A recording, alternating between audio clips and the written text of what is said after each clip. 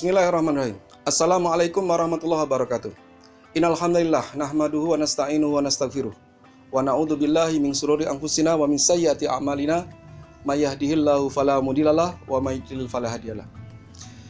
Asyhadu an la ilaha illallah wahdahu la syarikalah wa asyhadu anna Muhammadan abduhu wa rasuluh. Allahumma shalli ala sayyidina Muhammad wa ala alihi wa ashabihi wa man tabi'ahum bi ihsani ila yaumiddin. Ayahanda, ibunda, serta sahabat sekalian yang dimuliakan oleh Allah Subhanahu wa taala. Alhamdulillah kita sudah sampai kepada pekan terakhir dari Ramadan. Dan kita sampailah pada 10 hari yang terbaik di bulan Ramadan. Dan sahabat-sahabat sekalian yang dimuliakan oleh Allah Subhanahu wa taala, Ramadan ini adalah bulan mulia. Berbeda dengan bulan-bulan yang lain, Rasulullah tidak pernah memperlakukan Ramadan sama dengan bulan yang lain. Dan di dalam bulan Ramadan ada 10 hari yang terbaik, yaitu 10 hari yang terakhir. Nah, karena kita menyintai Rasulullah SAW, tentu kita ingin meniru apa yang dilakukan oleh Rasulullah di 10 hari yang terakhir. Sebagaimana sabda beliau, "Man ahabba sunnati faqad ahabani, man ahabani faqad ma'i fil jannah." Barang siapa yang menyintai sunnahku, sungguh dia menyintaiku, dan barang siapa yang menyintaiku, sungguh dia akan bersamaku di surga kelak. Untuk itu, mari kita melihat bagaimana 10 hari terakhir Rasulullah SAW. Ummatul Mukminin Aisyah radhiyallahu anha dalam sebuah hadis yang diriwayatkan oleh Imam Muslim, di sana dikatakan an Aisyah radhiyallahu anha qalat kana Rasulullah sallallahu alaihi wasallam idza dakhala asru ahyal laila wa aiqadu ahlahu wajadda wa syaddal mizar. Jadi Sayyidatina Aisyah radhiyallahu an, beliau bercerita kepada kita ketika Rasulullah sallallahu alaihi wasallam memasuki 10 hari terakhir, beliau melakukan 4 hal. Apakah 4 hal itu? 4 hal yang pertama adalah beliau melakukan Ahya'ul Ramadan, Ahyal Ramadan. Beliau menghidupkan malam-malam di bulan Ramadan. Yang kedua adalah Aiqadul Ahlahu, membangunkan keluarganya, membangunkan istri-istrinya dan anak-anaknya. Dan yang ketiga adalah Wajadda, dan beliau semakin bersungguh-sungguh di 10 bulan terakhir. Dan yang keempat adalah wasadal mizar. Beliau mengencangkan sarungnya. Mari kita bahas apa maksud dari Sayyidatina Aisyah radhiyallahu anha Rasulullah melakukan 4 hal ini.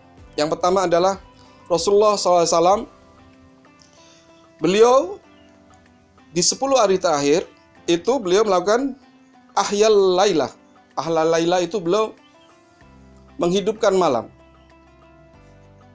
Banyak kemudian para ulama menerjemahkan menghidupkan malam ini adalah beliau begadang. Ya. Jadi beliau setelah ba'da isya, beliau bangun, ya, dan beliau melakukan aktivitas sholat malam, tilawah Quran, berzikir, kemudian berdoa kepada Allah Subhanahu wa taala sampai menjelang sahur. Di 20 hari pertama biasanya menjelang witir baru beliau bangunkan istri-istrinya. Tetapi di 10 hari yang terakhir beliau bangunkan istri-istrinya dari awal. Untuk itu kalau kita ingin meniru Rasulullah SAW, maka di 10 hari terakhir ini mari kita bangunkan keluarga kita, istri kita, anak-anak kita untuk menghidupkan Ramadan. Kemudian yang kedua, Rasulullah itu aiqadu ahlahu. Aiqadu ahlahu, membangunkan keluarganya, ya. Itu tadi sudah disampaikan menghidupkan Ramadan itu berarti beliau di di ba'da isya itu beliau beribadah, kemudian beliau aiqadu Ramadan tadi seperti yang saya sampaikan. Terus kemudian wajadda, dan beliau bersungguh-sungguh. Jadi ibadah beliau itu semakin meningkat. Di 10 hari terakhir, ya, itu semakin meningkat, ya. Kemudian beliau semakin kencang ibadahnya, sedekahnya semakin banyak. Nah, ini yang ketiga yang dilakukan oleh Rasulullah Shallallahu Alaihi Wasallam. Ya. Kemudian yang keempat, beliau melakukan wasaddal mizar. Beliau mengencangkan sarungnya. Beberapa ulama menerjemahkan ini, menafsirkan ini adalah beliau menjauhi istri-istrinya. Artinya selain di 10 Ramadan, Rasulullah juga berkumpul dengan istri-istrinya, bergaul suami istri, tetapi di 10 Ramadan Rasulullah menjauhi istri-istrinya. Ya.